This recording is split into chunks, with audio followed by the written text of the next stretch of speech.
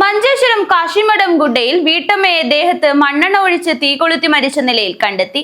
പരേതനായ യോഗേഷ് പ്രഭുവിന്റെ ഭാര്യ സാവിത്രി പ്രഭുവാണ് മരിച്ചത്. ഇന്ന് രാവിലെയാണ് സംഭവം.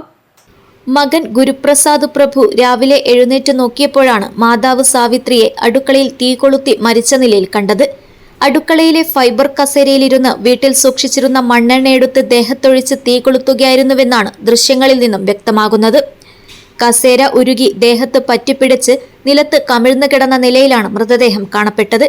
സാവിത്രി ഇത്തരത്തിൽ ജീവനൊടുക്കുവാൻ കാരണമായത് വീട്ടിലെ ടെലിവിഷൻ തകരാറിലായത് മൂലമാണെന്നാണ് സംശയിക്കുന്നത്. കഴിഞ്ഞ ദിവസം രാത്രി പതിവ് പോലെ ഭക്ഷണം കഴിച്ച് ഉറങ്ങാൻ കിടന്നതായിരുന്നു സാവിത്രിയെന്നും എന്നും രാവിലെ 6 മണിക്ക് ഉറങ്ങി എഴുന്നേൽക്കാറുള്ളതാണെന്നും മകൻ ഗുരുപ്രസാദ് പറഞ്ഞു. എഴുന്നേറ്റ ഉടൻ TV കാണാൻ തുടങ്ങും. ഇന്നലെ TV തകരാറിലായതിനെ തുടർന്ന് നന്നാക്കാൻ കൊണ്ടുപോയിരുന്നു. ഇന്ന് തകരാർ പരിഹരിച്ച ശേഷം തിരികെ നൽകാമെന്ന് പറഞ്ഞിരുന്നു. എന്നാൽ ഇന്നലെ വീട്ടിൽ TV ഇല്ലാത്തതിനാൽ കടുത്ത മാനസിക സമ്മർദ്ദത്തിലായിരുന്നു മാതാവെന്നും മകൻ അറിയിച്ചു.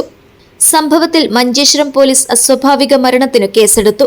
മഞ്ചേശ്വരം പോലീസ് സ്റ്റേഷൻ പരിധിയിലെ കാശിമഠം ഗുഡയിലെ പരേതനായ യോഗേഷ് പ്രഭുവിന്റെ ഭാര്യയാണ് മരണപ്പെട്ട സാവിത്രി പ്രഭു. സംഗീത പൈ മകളാണ്. പുഷ്പാവതി, ഗുരുപ്രസാദ് പൈ എന്നിവർ മരുമക്കളാണ്. പ്രഭ നായക്, രേവതി പൈ, ഉദയകുമാരി, ജയശ്രീ കിനി, കേസരി പ്രഭു എന്നിവർ സഹോദരങ്ങളാണ്. News bureau, Manjeshwaram.